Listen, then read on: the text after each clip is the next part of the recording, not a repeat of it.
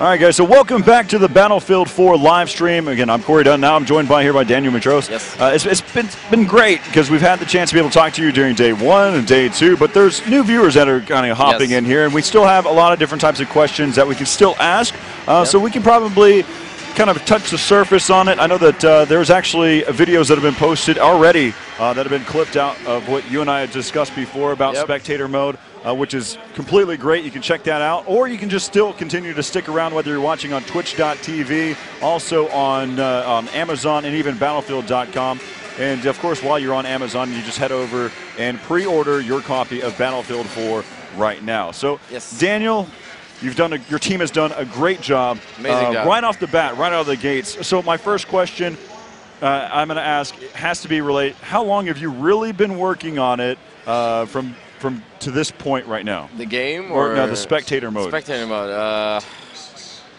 Can't give an exact. Well, it doesn't have to be. I want the hours every hour since the game started. I'd say since we started working on the game. So I've been sitting and like I've been wanting to tell everyone, but you can't, you know, you can't spill all the beans. So instead, we're like, let's go to E3, let's make it happen. And obviously, did a good job. So I'm thoroughly impressed with every element that you've added into it, and it's such a short notice, a short time frame, and the fact that you were able to keep your lips sealed on not releasing a spectator mode. I mean, that's such a great thing, not only for movie makers that are out there, not only for those who like to do live streams like myself doing shoutcasts, but that's great for the esports element, the competitive gaming side. Can we go a little bit deeper into that side? Yes. So I've received the question multiple times. Is Battlefield 4 heading towards the esports audience? And is it? Let me just say this. I mean, esports in general, it's a collective term for competitive games, right? I mean, anything that you play online multiplayer where there's a clear defined result, clear defined goal, two teams playing, one wins, one loses, that is a sport. Right. And online, it becomes an esport. Correct. Right? It's a competitive game. And I think what people mean with esport nowadays, that was like way back, but nowadays they mean, is there a feature for us to, you know, is there a game mode for us to play perfect on? Is there a feature for us to, you know, show off our stuff on as spectator mode, that kind of stuff. Right. And to say this, Battlefield 3 was big in online competitive multiplayer. We had tens of thousands of Euro tournaments going on from Samsung, Alienware, it was Razer's has competitions, DreamHack had competitions, ESL. I mean, all of that stuff was coming, but it's going to be even bigger for Battlefield 4. That's just something to really note. The fact that, Daniel, it's great to hear from a developer that knows about the communities. You mentioned ESL, you mentioned DreamHack. The fact that you know those exist. I used to play at ESL. My first account was registered in 2001. That's pretty awesome. That was way back in the day. It's clan-based as well. The fact, again, it just goes back to the fact that you know that the team knows that this exists, and is actually making strides to make things easier for us to make things happen. So again, the observer mode has been great. Now I'm going to go ahead and ask some other questions. I didn't pre-inform you on this, so you can answer at your leisure. How many different spots can we join in a spectator mode? Right now, we're looking at somewhere around 4. Around 4? On the one server. Okay. So 4 people simultaneously can watch a match, watch a game, and then they can stream it out. But first-hand on the server. I think looking at around 4. That right there is great. The reason being because typically you have your 2 shoutcasters. They need a position, but then there's also those who like to have a really cinematographer, an element to it, that cinema element, where they can sit there and get those great angles. You already gave some really great things as well with the camera presets, but there's also those who like to switch between 2 additional elements. You can have anti-cheat admin spectating, you can have commentary spectating, you can have a judge or a referee spectating. So I mean, we need to open up slots for letting people with different roles come in. I think 4 is a great number. I mean, of course, everyone wants to have some type of number being infinite, but the reality of it all, there has to be a number. And I'm happy you didn't say 2 or just 1, because that would have broke my heart right off the bat. I myself, I felt that, why not 100? Why not 100? But then again, I mean, you can't have the server size of 50 million cars combined. So you got to work slowly. So I think 4 is a good number, but going above 4 in a very 5, maybe 6 could also be good. So we'll see. Nothing is decided yet, but we're looking at around 4. Oh, so the next thing that I have to bring up is, can we set a delay on our spectator side? Because for those that say, for instance, we're doing online matches, and I hop into a server watching the game, but I don't have the capability on my side. I'm new into this whole streaming thing, hypothetical, and but I can't set the delay on my stream. Can I set the delay in the spectator mode at this point? So what we're looking at now, so all those details we're going to start looking at like when I get back. I'm actually going heading to a flight in like 20 minutes. Hey, well, I'm happy that we're able to get the last minute with you, especially for me, because I love the spectating So when I go side. back to Stockholm, we're going to take a look at the more finer details, like the more, okay, these edge cases need to be resolved. But for now, we just like threw in the UI and made the cameras and all that kind of stuff just to, get it up. So more details will come. That's what, again, you didn't give me a no, and that's what I was looking for. A maybe is always okay with me, especially in pre-alpha stages. Yeah, definitely. So one of the other things that's been a lot of questions, people wanted to see commander mode. Will you be able to spectate? I know it's a tabletop view, but will you be able to really spectate what the commander is doing, or does it even make sense to even have ability to spectate the commander when you have tabletop? So for now, you can see what the commander is doing tabletop. Can we go into tabletop real fast for us, please? So you can basically see the Tomahawk right there. You see the UAV flying around there. So you can see these things. Using the tabletop, you can see what the different commanders are doing. To spectate a single commander, we haven't really made that into this build yet, and we don't know if that's going to come in. So we're going to give it some time. We're going to think about it, look at the feedback, and see what everyone says. All right, so I'm a big fan of this. I'm about to go on a rain of different ideas with you. Just have fun writing. There's a lot of stuff you can do. It's fun too. All right, so question 1: wouldn't it be cool if you could only have the capability of saying, I just want to see where the infantry is. I don't want to see tanks. I don't want to see helicopters. To apply filters, that's also something we've been thinking about. But then again, there's so much we want to do. So I would love to see filters for infantry, filters for vehicles, filters for team recognition, all that kind of stuff. That would be awesome. Or just like blackening out parts of the map just to show one single flag battle. That would be really cool to have. Make it more dynamic in a way.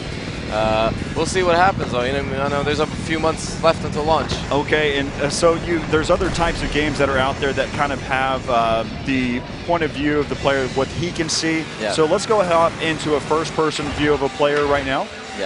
And when we hop on here, we have the ability, we want as much information as possible. So that's why we can see each of the icons that are out there that are designated for each team. We can see green is the squad member. So we're getting his perspective of the game right now.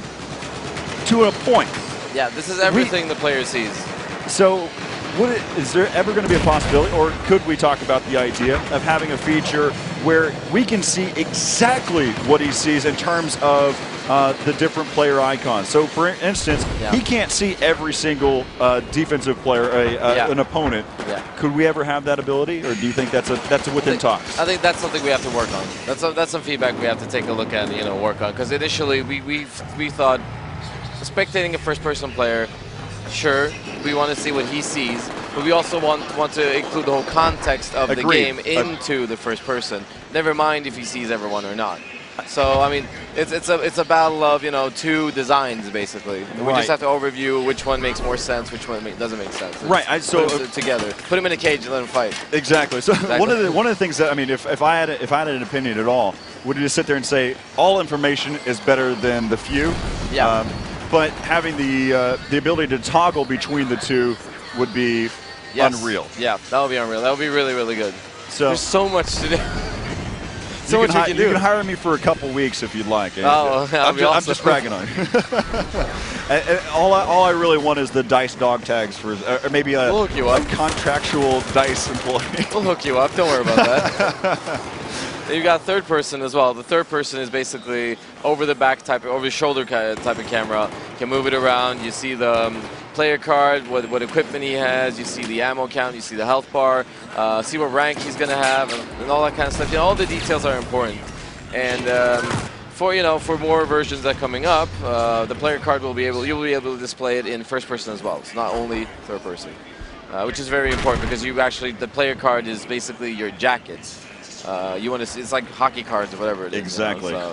And that's third person cam. My favorite camera. That's phenomenal. One of the things to note as well for those of at home that haven't really had the chance to see third person, we can see that right now he's got a Scout Elite in his hands. We can see exactly what type of attachments. This is exactly what's in his hands currently right now. So if he switched to his pistol, we would see all the different benefits, all the different attachments that come along with the pistol. So we really are completely informed of what this player has in his inventory. Yep. And we also have a free cam. Yep. You can move over to. This is our, as I said before, this is our cinematic cam. This is where you can make your movies, basically. You have 5 different place cams you place around the map. And so here's one thing that I noticed watching competitive games is that it's so difficult to follow an FPS. Agreed. When you watch other RTS games or MOBA games, it's very easy to follow because it's a 1 versus 1 communication. What I see is what I get. Exactly. You know? Well, it's also a top-down view for majority of the game, and you're looking at all the units, especially a 32 versus 32. It's not about the individual per se. Now there can be highlight moments from the individual, but it's definitely difficult to capture every single moment that happens. So that's what I think. Like watching FPS, I love watching FPS games. As do I. So I watch them a lot, and I feel attached to the experience, but I also feel detached because I cannot see what's going on everywhere, like in an RTS game. So that is also a good idea with a free cam. You have 5 different place cams. You can place them around the map. You can toggle between them, which basically gives you an arena overview. That is also good for movie makers who want to make incredible movies. Well, so one of the things that we're seeing too, I mean, if you want to talk about your TNTs or in the U.S. side, your different sports channels that are out there, that they get that cinematic value where they sit there and do the sweeping cam view, and we can do that in this game. And a shout out to the camera guy as well, who's been controlling it all event long here at Douglas E3. and Yap up there. Good job. They have been doing an incredible job. At one moment, I saw a sweeping cam where it also rotated, pivoted around a point, and it was just, I wasn't casting at the time. I would have given you a shout out at that point. But again, you just see this again. It just feels like a movie. Now, for those that are saying, well, what about that? We've got to still have a HUD up on top of the screen. We still have something that's kind of blocking our view. Blocking our cinematic view. Oh, first off, everyone in the chat, give a shout out to Douglas and Yap, right? Yeah, right now. Give a shout out. So basically, everything you can toggle is you're going to be able to toggle that away. So you're going to be able to have a clean screen where you remove all the HUD. All the UI that is basically directing you and saying free cam, third person, all that stuff. You just remove that. It become a completely clean screen. You can record off of that clean screen using traps, whatever it is. Right. Will that also include the capability of toggling on and off the players as well, the icons above their head? Yes. So, again, that is the plan, though. So again, there's just so many different elements that your team has already covered, and it's been phenomenal. And I mean, if you look at the design, it's a very simple design. You know, it's not a very advanced design. You don't have 50 under tabs under what you're seeing right now. You don't have different menus for everything. It's all there. You tab around in 2 different tabs and just see what you see. And if you bring down the scoreboard, you'll be able to double click and go into first person view. That right there is just that's how easy it is. Unreal. The fact that you can sit there and just switch quickly to a player. Right now we're at one of the players who are top on the leaderboard. Nice and we can really see why. Utilizing that Scout Elite. Scout's one of my favorite So our whole weapons. idea with everything was like, keep it simple, but keep it really good. It needs to be good. So, and I'm really happy about it. The team has done an amazing job. So again, we've covered all the different aspects. For those that were questioning about getting the chance to really see Commander Mode, tabletop is basically that. And first-person view, we really get perspective from each of the players in real time. Third-person view, again, it just gives you so much more information, allowing you to know all the different attachments, what their KDR is at that point. For those that don't know, kill-death ratio, and just a lot of other just great elements that are involved. And this is just a beautiful moment where he's just trying to take a look, but of course he has that glare on his sniper rifle that kind of gave him away. He's pretty good though. He was playing extremely well. Right over there. This has been, again, one of my favorite interviews through the process is talking with you and about the spectator mode. Of course, it's near and dear to my heart. Yeah, I love this spectator. I could talk about this all the time. I'm trying to think of some really just in-depth stuff that that I probably have overlooked at this point. But so I can say this. This is, as it is, it's a pre-alpha. You know, yes. So there's a lot more cool stuff coming to the game, and to the spectator mode and all that kind of stuff. So I mean, just wait, people. I do want to talk about one thing that you had brought up yesterday and the day before, is that whenever you go from your tabletop view, let's go and switch to that for just a moment. In your tabletop view, it's very similar to your spawning process. Yeah. It's very similar to what the commander sees. Yeah. It's very synonymous across the board. So that way you can sit there and you're used to it. It's an environment that's not unusual. So you can hop directly into a spectator mode. If you click once on any player, you can see the mini map says, okay, this is what the player's doing. If you double click, it will jump into the person's first person view. So I mean, basically, the game is a game. That's the base. Yep. And we build off of that. And you have to keep a universal approach. Otherwise, you're just going to confuse people. I think honestly, so just staying in this view right now, I love the fact that you can see the plane flying around and for the UAV scans. I love this view. and so it just gives you the capability. You have all of the information that you need. One of the things that would be interesting from a commander's perspective, he can see exactly where those circles are. You can see the diameter, the circumference of the circle for that area. Also, I think someone needs to drop a tomahawk right there. Yeah, so you can eat. Yes. Someone needs to drop that. And for that A point, of course, takes 15 seconds. Also for